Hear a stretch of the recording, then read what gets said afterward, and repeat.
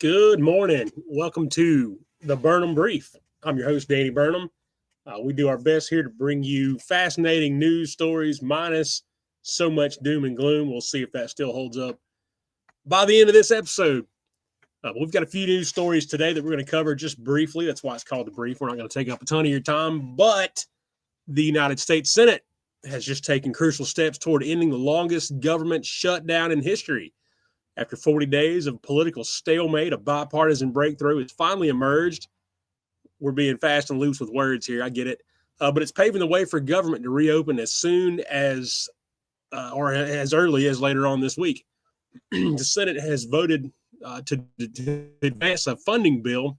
If passed, will bring an end to the shutdown that left hundreds of thousands of federal workers furloughed and millions of Americans grappling with the fallout.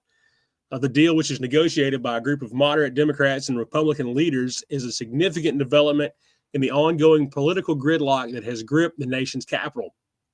The breakthrough came after a group of 8 Democrat senators broke ranks with their party and joined forces with the Republicans to push the legislation forward. This rare display of bipartisanship has been hailed as a critical step in resolving the crisis. Senator Angus Young, an independent who caucuses with the Democrats, played a key role in the negotiations, emphasizing the need to end the shutdown due to the mounting hardships faced by American families.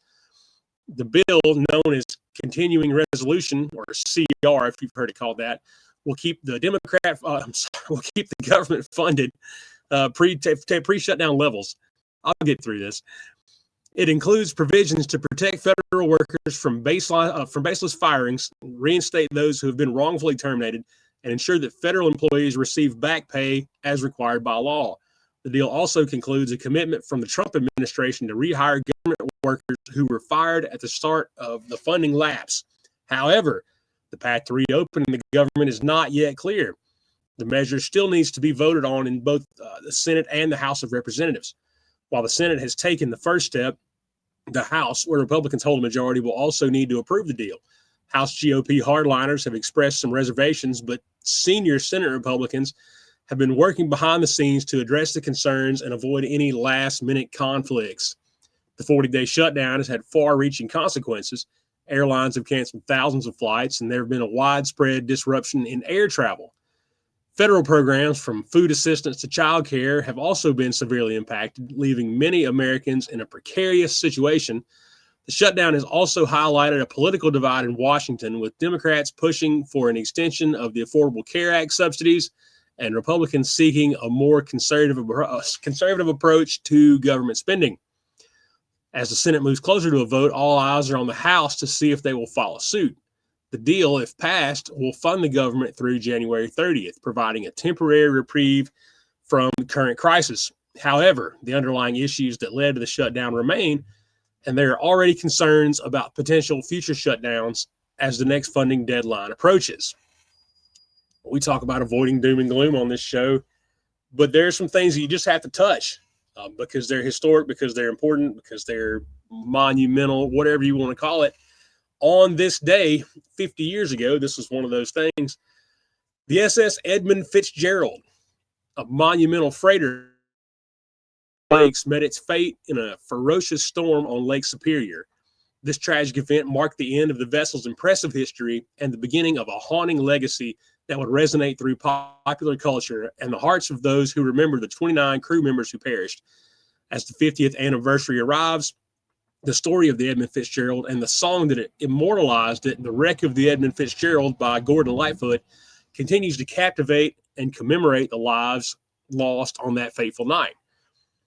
The Edmund Fitzgerald was a 729-foot long ship and was carrying 26,000 tons of taconite pellets when it encountered a brutal November storm. Despite the efforts of the crew and the ship's advanced technology, the Fitzgerald succumbed to the relentless waves and sank in the early hours of November 11th, 1975.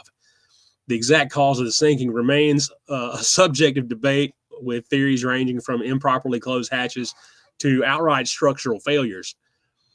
Gordon Lightfoot, an accomplished sailor in his own right, was initially reluctant to record the wreck of the Edmund Fitzgerald. He feared the song might be seen as an exploitation of the tragedy. But he didn't want the tragedy to go unnoticed and felt that the media was underreporting on the event. However, the studio convinced him to record it, and what we hear today is actually the first take of the song, which is just fantastic. It was released in 1976. The song spent 21 weeks on the Billboard charts and became an enduring tribute to the lost crew and the ship itself. Lightfoot's lyrics capture the essence of the disaster, painting a vivid picture of the storm and the doomed vessel. As the 50th anniversary arrives, there are events and ceremonies being held across the Great Lakes region to honor the memory of the Edmund Fitzgerald and its crew. On the 10th, a public event will be held at the Great Historical Museum at Whitefish Point, where the ship's bell, retrieved in 1995, is housed as a permanent memorial. A separate private ceremony for the crew's families will also be live streamed, providing a moment of reflection and remembrance. The sinking of the Edmund Fitzgerald had a profound impact on maritime safety and the Great Lakes shipping industry. In the years following the disaster, the National Weather Service upgraded its weather monitoring and forecasting capabilities, installing more than 50 weather buoys on the Great Lakes. This improvement in weather data has significantly enhanced the safety of the maritime region. Gordon Lightfoot's song has become an integral part of the Edmund Fitzgerald's legacy, ensuring that the story of the ship and its crew remains alive in the collective memory. The ballad's haunting melody and poignant lyrics have resonated for generations now, making it a cultural touchstone that transcends time. And the 50th anniversary approaches, the song continues to be a powerful reminder of the tragedy and tribute to those who lost their lives.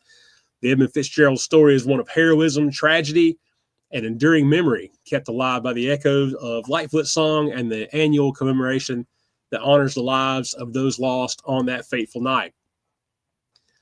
This story goes out to my buddies Chris, Meg, and Bert, Jesus, and all of you leathernecks out there. It's the Marine Corps' birthday. That's right. Today, the United States Marine Corps marks its 250th birthday, a milestone that honors a legacy of valor, sacrifice, and commitment that has defined the Corps since its inception. This year, the celebration falls on a Monday, and it promises to be a day filled with solemn ceremonies, vibrant festivities, and heartfelt tributes to the brave men and women who have served and continue to serve with distinction. Excuse me. The day will begin with a poignant ceremony at the resting place with the first Commandant of the Marine Corps, Samuel Nicholas. This event, held at 9 p.m. at 320 Arch Street in Philadelphia, will set the tone for the day, reminding all of the Marine Corps rich history and the enduring spirit of its founders. The ceremony will be followed by a commemoration at Independence Hall at 10:30 a.m., where the public is invited to join in honoring the Marines' legacy. Across the nation, Marines will participate in cake cutting ceremony, a symbol of unity and passing the legacy from one generation to the next. This ceremony, which will take place at various locations, including the New York State Capitol in Albany at 10 a.m., will be a highlight of the day's event. The public is also encouraged to attend and witness this time-honored tradition. So if you're not catching it on time for this year, you'll know it's coming around next year. In Philadelphia, the celebration will continue with a block party hosted by the Ton Legacy Foundation at the future site of the rebuilt Ton.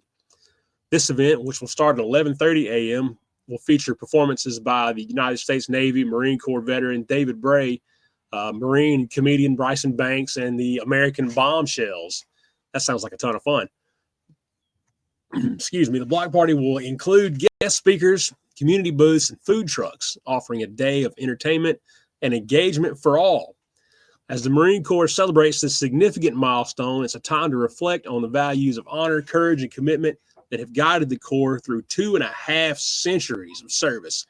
The 250th birthday is not just a celebration of the past, but a commitment to the future, ensuring that the Marine Corps remains a beacon of strength for generations to come.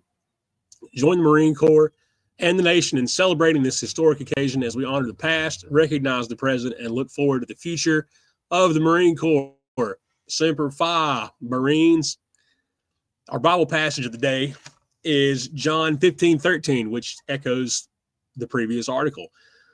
Greater love hath no man than this, to lay down one's life for one's friends. Thank you for watching. You guys stay safe, stay informed.